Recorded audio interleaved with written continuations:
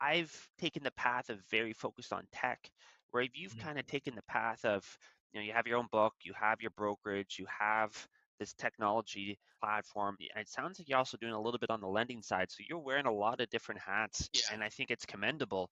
But I'm just curious, your decision, like, was that an intentional decision? Was that just something you kind of stumbled into?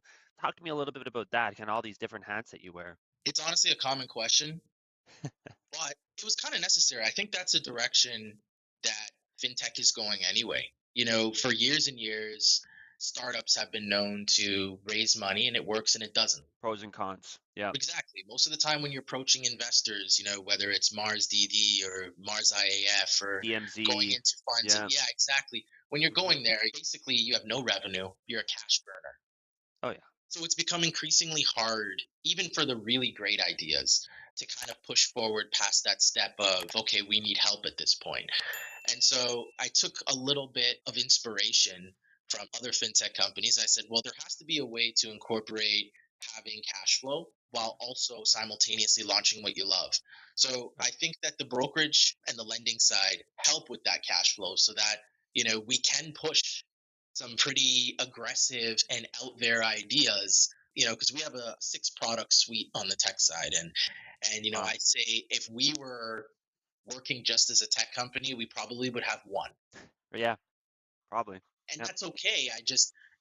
We're in a unique space that I know that you've seen too, where, specifically in Canada and in Ontario, we don't have a lot of, I would say, quote unquote, tech in this particular industry. Not as much. Yeah. We've seen ideas thrown out there. We've seen cloud-based programs that Nesto's brought out, or we've seen some stuff Pineapple's bringing, and we've seen Pine obviously, and how they've kind of had their niche on their side, but we're severely lacking. And I think that so much that we could bring into it to make the process easier for brokers and agents, to make the process easier for lenders, to make the process easier for consumers. And so that was kind of the birth of this company in general. It is a lot of hats, but it's mainly a focus on that flow. So I don't have to put too much pressure on my developers to Mm, perform, right? yeah. Come on, we got to hit this deadline or we got to raise this money. Like, we actually haven't had a seed round Wow. at all. Congrats. Yeah. We're fully self funded. I did fully self fund, but at the same time, we've been able to just divert funds over to the tech side almost as like a loan for the future from the brokerage and lending Right. side. A loan to self almost, right? It's like, Exactly. yeah. The Yeah. company's kind of Yeah. supporting, Hmm. Lendwire Inc., right? While Lendwire Right. Inc. and Lendwire Direct, which is our lending component, are carrying the load there. So that is kind of the idea of why we did all three in one. Do I think that there is longevity in all three?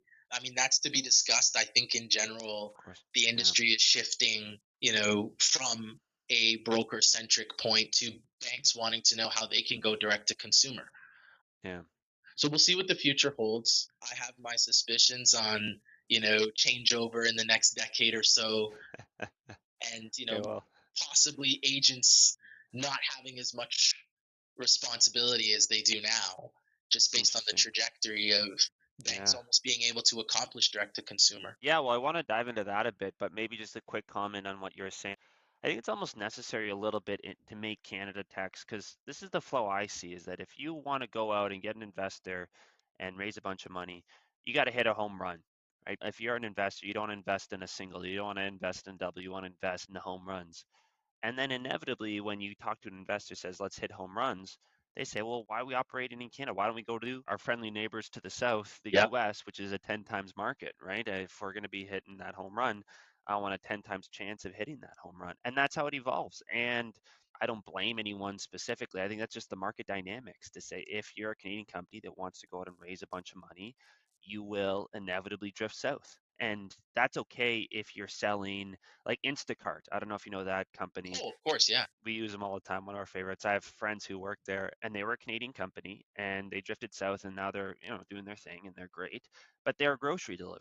That's not as regulated. That's, grocery delivery in Canada and US is kind of the same thing, more or less different stores, but it's kind of the same. But in mortgages, it's completely different. And you might say, okay, well, there are quite a few similarities, but just with the regulation that exists, that alone, I mean, there's probably other things, but just the regulation in itself makes it different enough that they could be and probably should be treated as completely different industries. Yep. And so that brings it all back to say, okay, well, then if you want to make something for Canadian mortgages, you almost have to do this self-funded thing. And again, it's not good or bad. It's just maybe the reality of how things are. And so, hey, I think how you did it is probably a very practical way. And I think that's great.